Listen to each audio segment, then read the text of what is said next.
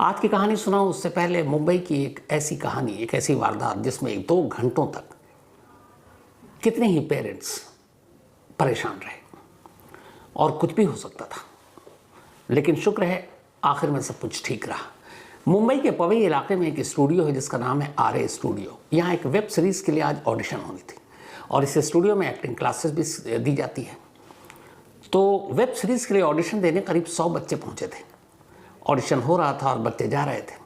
आखिर में 20 बच्चे के करीब बचे थे। 20 बच्चे इसी स्टूडियो में थे।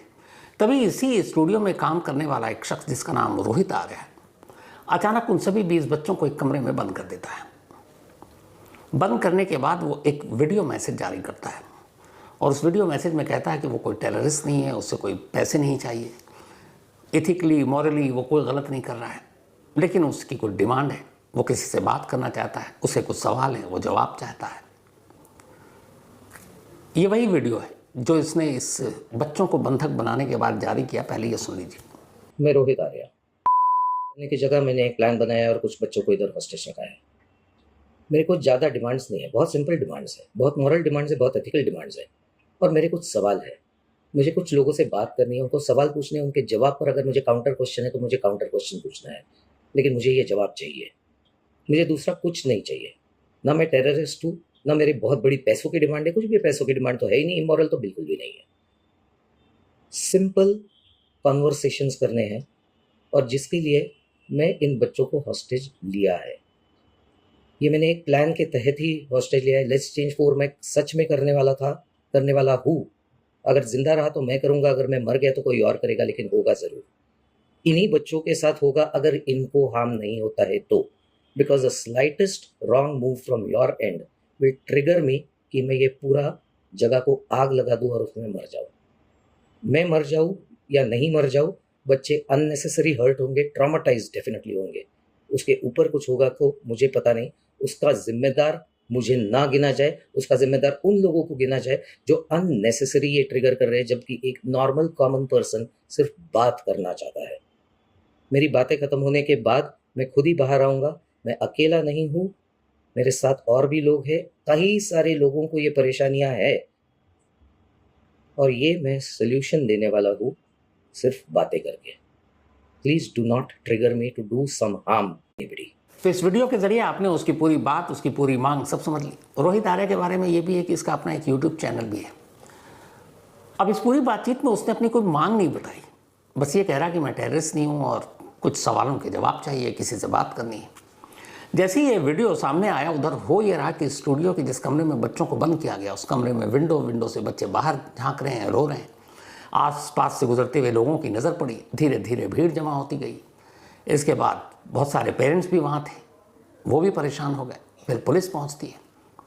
1:45 पर इन बच्चों को बंधक बनाया गया था दोपहर के। अब पुलिस पहुँची, 17 से 20 बच्चों की ज़िंदगी का मामला था। उधर वो वीडियो, और पुलिस उस रोहित आर्या के बारे में जानकारी भी हासिल कर रही है। तो पता चला कि रोहित आर्या की मेंटल हेल्थ पूरी तरह से ठीक नहीं है। अब बच्चों की ऐसे में जान भी खतरे में हो सकती है। खैर, पुलिस ने पहले काफ़ी बातचीत करने की कोशिश की, इसके बाद उस स्टूडियो में दाखिल हुई। इसी दौरान में गोली चली पुलिस की तरफ से, रोहित आर्या को गोली लगी। बच्चों को सकुशल बाहिफाजत वहाँ से निकाल लिया गया। फिर रोहित को पुलिस अस्पताल ले गई, जहाँ बाद में रोहित आर्या की मौत हो गई। सारे बच्चे अब ठीक हैं, अपने अपने घर, अपने अपने माँ बाप के पास हैं। लेकिन ये जो 2 घंटे जो हुआ, सांसें ऊपर नीचे हो गई थी और आखिर में रोहित की मौत हो गई। अब आगे जांच के दौरान ये पता चलेगा कि आखिर उस वीडियो में उसकी कौन सी मांग की बात कर रहा था जो उसने पूरी तरह से साफ साफ नहीं कहा। लेकिन ये एक अफसोसनाक हादसा था। पर शुक्र है कि सभी बच्चे सही सलामत अपने अपने घरों को लौट आए। अब आते हैं आज की कहानी के ऊपर। धूम फिल्म आप में से बहुत सारे लोगों ने देखी होगी, और धूम फिल्म को जब याद करते हैं तो मोटरसाइकिल, चेस, पीछा। इत्तेफाक से इस इंडियन धूम फिल्म की कॉपी फ्रांस के पेरिस में की गई, हाल के वक्त की सबसे बड़ी चोरी में। और चोरों ने ऐसी चोरी की जो शायद इससे पहले आपने सुना भी नहीं हो। मतलब चोर चोरी कर रहे हैं, लोग गुजर रहे हैं, लोग देख रहे हैं, और किसी को ज़रा सी भनक ही नहीं कि ये करने क्या जा रहे हैं, और सब बेफिक्र हैं। ये कहानी है पेरिस के सबसे मशहूर, बल्कि फ्रांस के सबसे मशहूर लूव्र म्यूज़ियम की। ये लूव्र म्यूज़ियम जिस बिल्डिंग में है, असल में ये फ्रांस के शाही ख़ानदान का शाही महल हुआ करता था।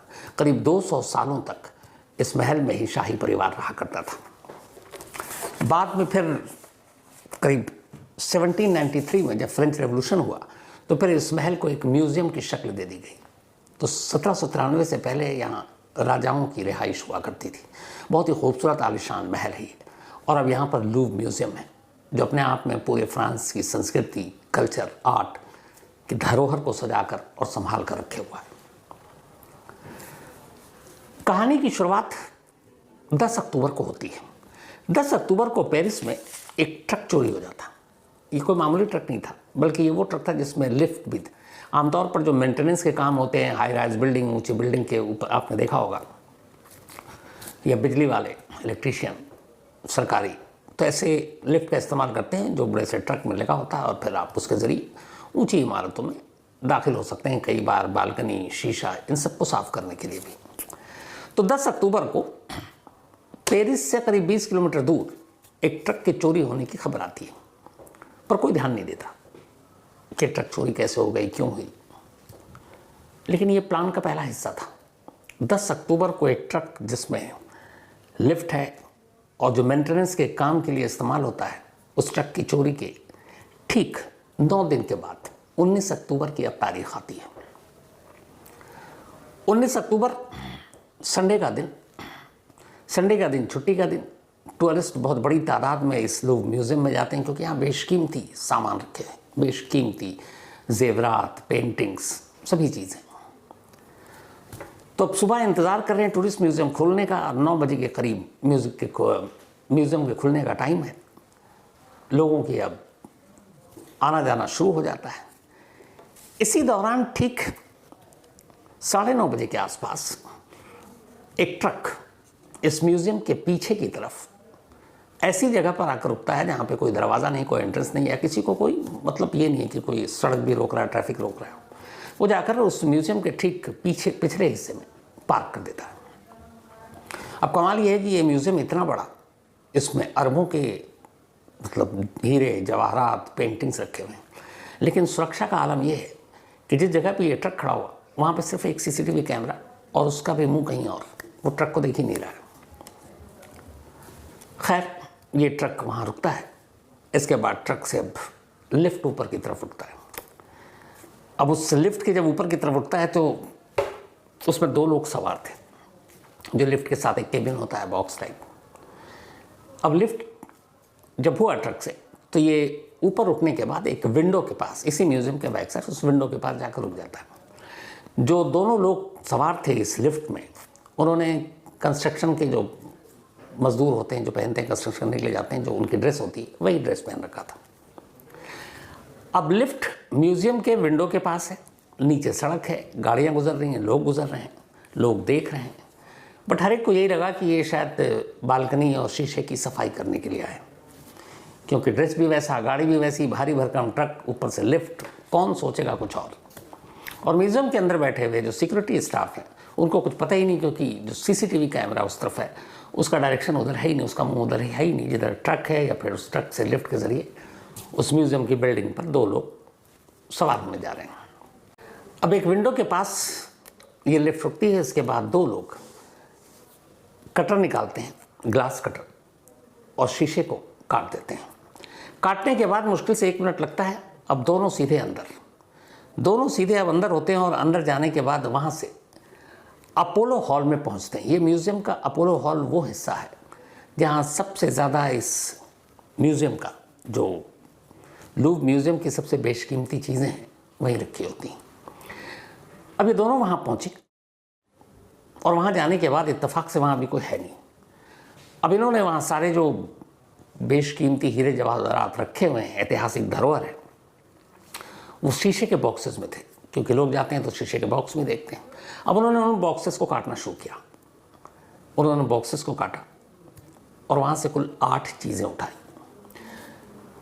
उठाई, और इसके बाद ये वापस ऊपर जाते हैं, उसी लिफ्ट से नीचे उतरते हैं जो इन्होंने भी छोड़ा हुआ है।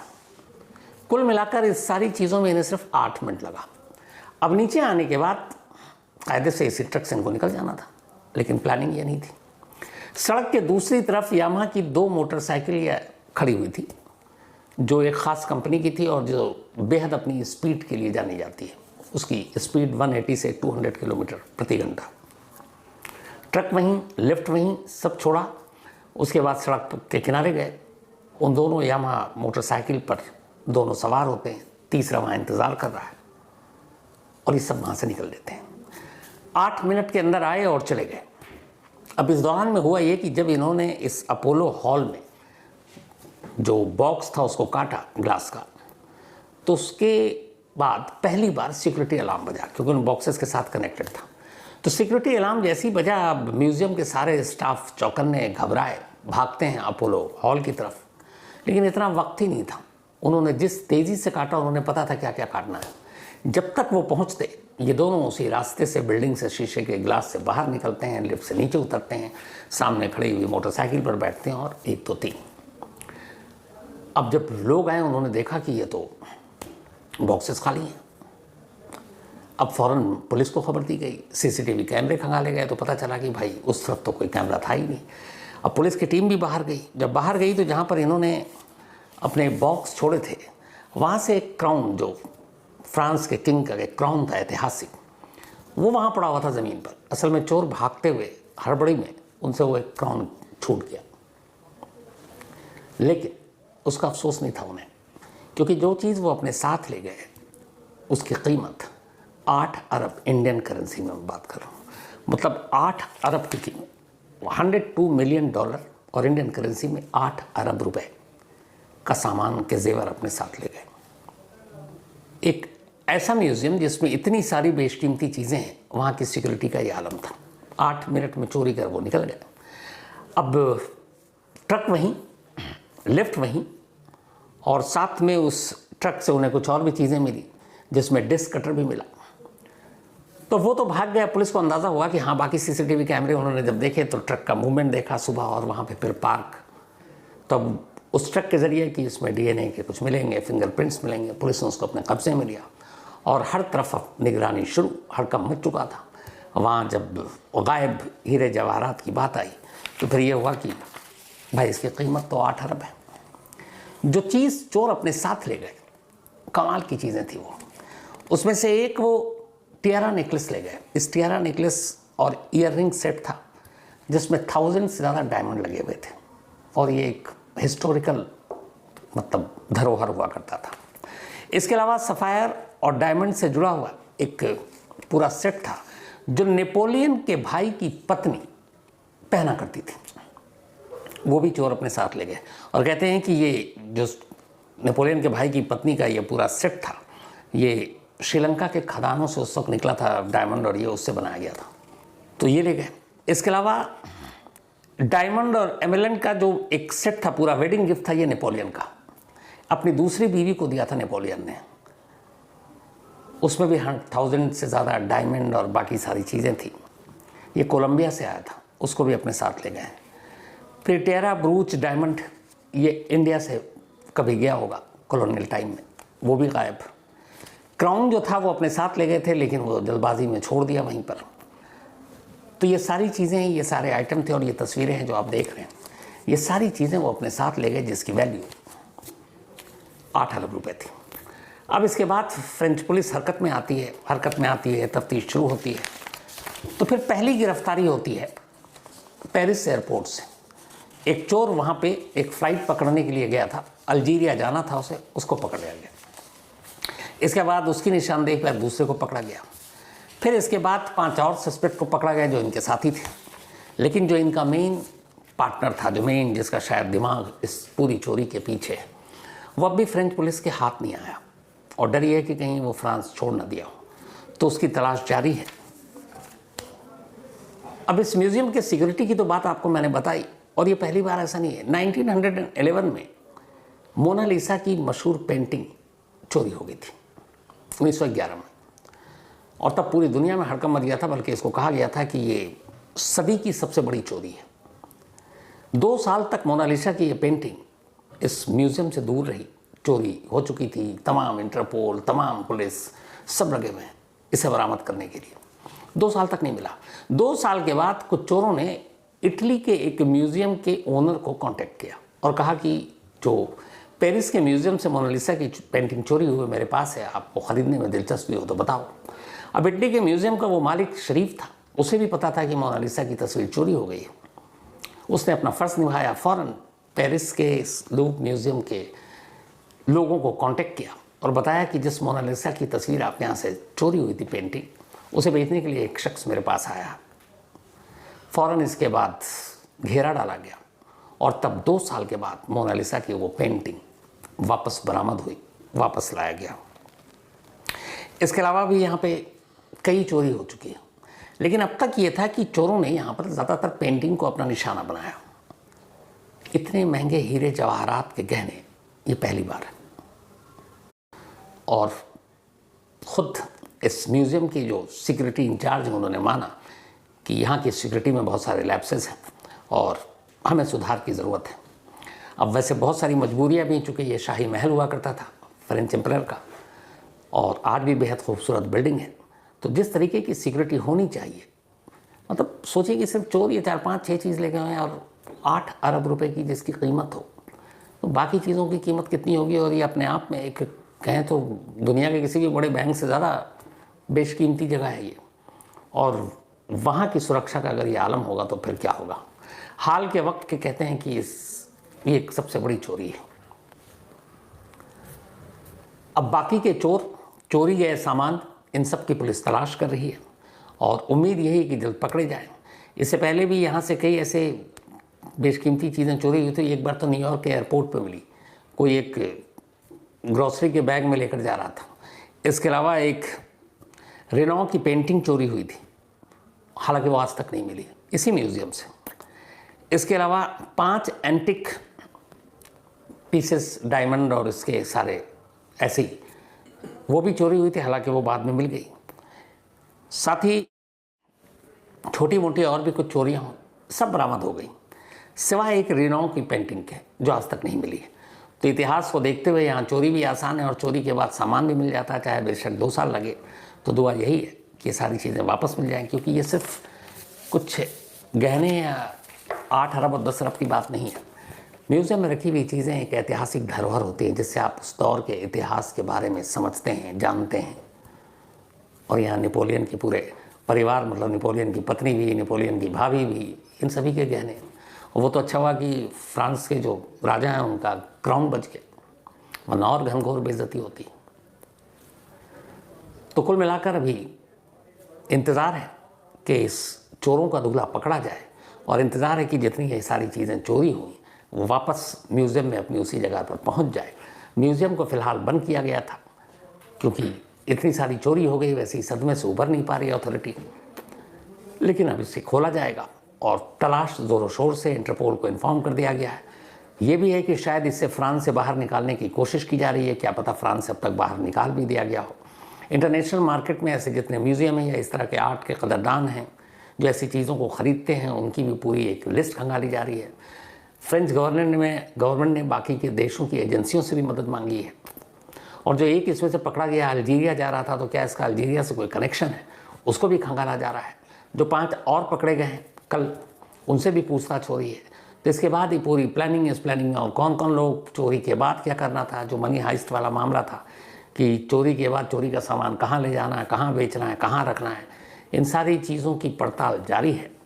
और जैसे ही इसमें कुछ अपडेट आएगा आप तक ज़रूर पहुँचाऊँगा। लेकिन फ़िलहाल कहानी में आज इतना ही। अब आपसे मुलाकात होगी कल रात 9 बजे किसी नई कहानी के साथ। तब तक अपना और अपनों का ख्याल रखिएगा। Thank you very much.